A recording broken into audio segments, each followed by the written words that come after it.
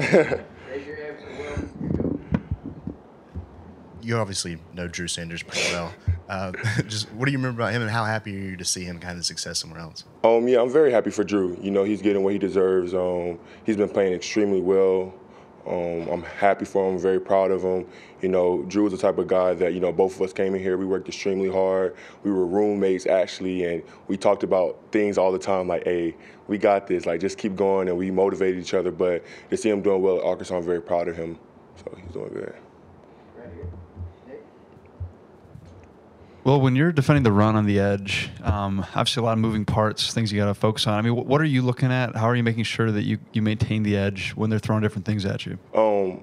As far as the running, you know, just keying the tip pad of the tackle shoulders, making sure that, you know, my eyes are where they need to be, you know, not jumping inside because I'm the edge of the defense, things like that, you know, all the things that coach tell us, you know, stay in your gap, be sound, be disciplined, make sure the ball don't get outside of you, make sure I'm playing with good extension, leg balance, and stuff like that to be able to maintain the edge. Over here, Michael. What kind of challenge does KJ Jefferson bring with his size, his speed? You know, it's going to be a great challenge for us. He's a really big quarterback. He can run, but he can also extend plays with his arm. We have to do a really good job containing him in the pocket because he likes to escape a lot. But it's going to be a great challenge for us. We're very excited to play him, and, you know, it's going to be a great game. Over here in the middle. How do you think you've handled kind of moving around a little bit more in the defensive line this year? You know, either taking some attention from the offensive line or kind of trying to find that, you know, ideal one-on-one matchup? Can you say it again? I'm sorry. I guess how have you kind of adjusted to moving around a little bit more along this year on the defensive line this year, doing a couple different things, kind of schematically? Like moving around as in, like different positions? Yeah, Oh, okay. around the line. I got you. Yeah, it's been fun. I think, you know, I just have to give off credit to, you know, the coaching staff, you know, helping me get lined up in places where, you know, I can, you know, either help others make plays or I can make plays myself, but, you know, just not to free me up, to free other people up. So I think it all just comes back to the scheme that, you know, either Coach Golden has or any other coach has to come up with.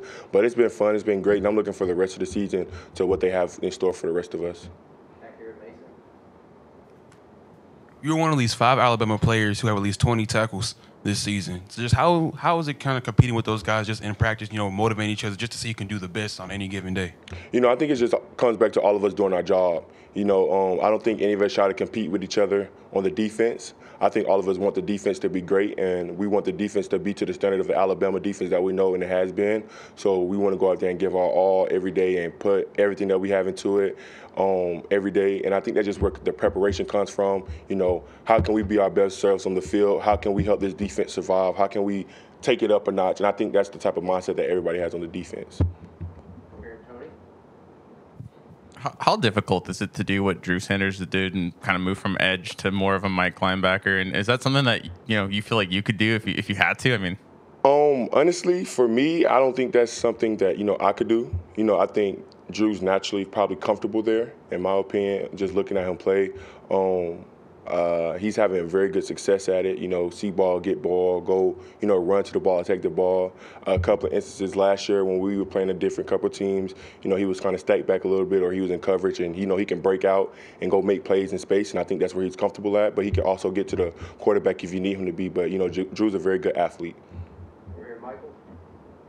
I know you're comfortable with the ball in your hand, but when you see Kool-Aid returning those punts, Yeah. is that something that must watch after making a defensive stop? Oh, most definitely it is. You know, everybody gets up and go look like, let's see what Kool-Aid gonna do on this job. And he actually has a little shake and bake to him, you know, believe it or not. So when we watch him, everybody gonna be on the sideline laughing all the time because he actually gets out and he actually can move really well and is very athletic. Got 3 more. Right here in the middle. You know, as an edge rusher and facing a dual threat quarterback, you know, obviously edge rushers are taught to kind of go A to B and really not slow down. But, you know, in these dual threat option offenses, you're going to have to maybe stop and see what's kind of going on in front of you. How do you kind of prepare for that so that you're not, you know, keeping yourself flat-footed when they are doing option or anything like that? Well, one, Bryce is a really good quarterback, and Bryce kind of has, you know, he probably doesn't have the frame of the quarterback we're going against, but he's very mobile and he can run like the quarterback we're going against. So I'm pretty sure. And then Jalen Milroe is another one. So, you know, to have those type of quarterbacks on our team, you know, coach is going to do a good job of making sure that he shows us, you know, what we're going to see in the game. But, you know, as an edge rusher, like you were saying, getting the point A to B, sometimes you can't get pushed by the quarterback. I think that's going to be the biggest thing this week that coach is probably going to harp on a lot. We can't get pushed behind the quarterback. We can't open up big lanes to have people escape. So, they're going to do a good job of helping us, make sure that doesn't happen. And the preparation all week is going to, continue to go how it's going to be playing, how we want to stop him. So, yeah. Charlie? As a competitor, how much do you enjoy playing on the road in front of a hostile environment? Coach Saban always talks about this hateful competitors, and I'm starting to kind of see what he's saying. It's fun.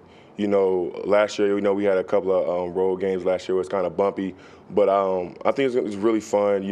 We want fans to leave their own stadiums, and I think the message this week is we want fans to leave their own stadiums, and I'm going to try to preach that all week.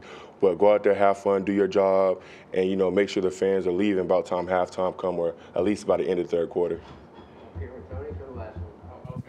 I was gonna kind of ask something about that, but do you consider yourself hateful on the field? Is that Yeah, I do. I just don't. I tell people all the time the audacity for the other team to even step on the field is disrespectful to me. I tell people that all the time, and I think people ask me what motivates me. I said the audacity for the fans to show up and for the team to come step on the field and play with us. So that's kind of like my own little thing in my head that I go through. So yeah. All right, do you have any questions for them? How are you guys doing today? Everybody doing good? I'm taking notes from y'all too, so. Okay. Y'all have a good day.